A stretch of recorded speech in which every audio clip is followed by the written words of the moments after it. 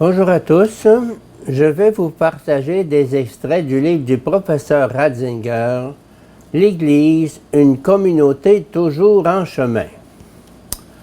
Avant-propos, considération méthodologique préliminaire. Il faut s'élever pour avoir un regard d'ensemble. Un tel regard panoramique permet de distinguer trois générations d'exégètes.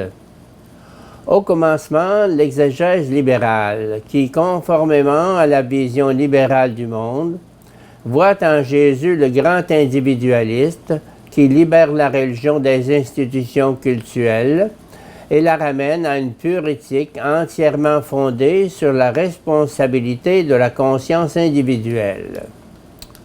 Un Jésus de ce genre qui refuse le culte, qui transforme la religion en morale et la considère comme une affaire privée relevant du seul individu, ne peut naturellement être le fondateur d'aucune Église.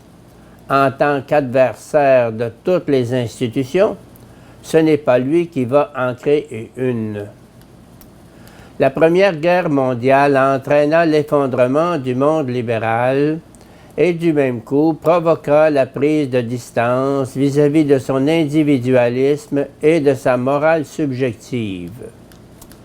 Les grandes organisations politiques qui s'étaient appuyées entièrement sur la science et la technique pour garantir le progrès de l'humanité avaient échoué dans leur rôle d'autorité morale de l'ordre social.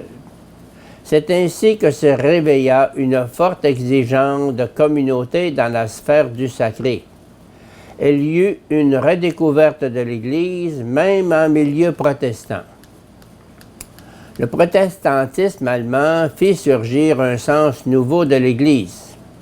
Le Messie n'était pas pensable sans son peuple. Avec la mise en valeur des sacrements, on reconnut dans la dernière scène de Jésus un sens fondateur pour la communauté et on reconnut que la scène constituait l'origine de l'Église et son critère permanent.